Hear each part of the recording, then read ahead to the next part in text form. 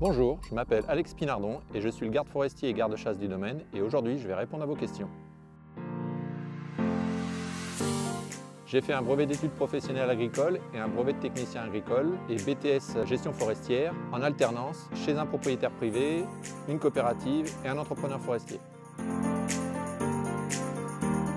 Alors j'habite pas au sein du château mais au fond du parc, en plein milieu des bois et c'est une chance de voir tous ces arbres autour de moi quand je me lève le matin. Je vais à mon bureau, j'enfile ma tenue de travail, je discute un petit peu avec mes collègues pour voir ce qui s'est passé la veille. Et ensuite, je vais dans mon deuxième bureau de 500 hectares au grand air, exercer ma fonction. Elles sont assez variées sur l'année. Par exemple, je coupe du bois de chauffage en 1 mètre ou en 50 pour chauffer la cheminée du château ou vendre aux particuliers. Je marque aussi les coupes de grumes. Les grumes, ce sont tous les troncs d'arbres qui seront vendus pour faire du meuble, des troncs d'arbres de belle qualité. Et la troisième fonction sur l'année, c'est l'entretien des peuplements, jeunes peuplements de moins de 20 ans, des plantations, pour valoriser la forêt. Cette gestion durable s'applique sur le plan simple de gestion. C'est un document qui nous dit quel type de peuplement on a, quel type de sol on a et quelle gestion forestière nous devons appliquer. J'ai du gros matériel, tracteur, fendeuse, débardeuse pour sortir le bois et du petit matériel, style tronçonneuse, débroussailleuse, perche d'élagage. Oui, la forêt fait partie du domaine et vous pouvez vous y balader sans problème. Je vous recommande même quand vous êtes à Hercule de vous promener au-delà afin de voir tous les peuplements qu'il y a et de venir à ma rencontre.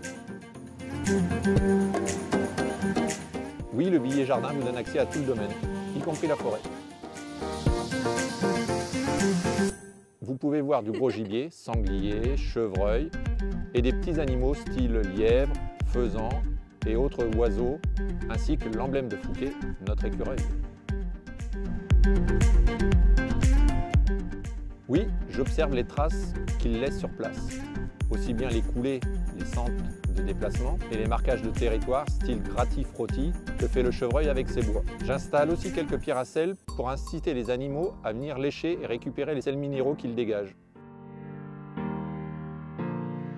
J'aimerais bien avoir une harpe de cervidés, cerfs, biches et faons sur le domaine, ainsi que des faisans vénérés.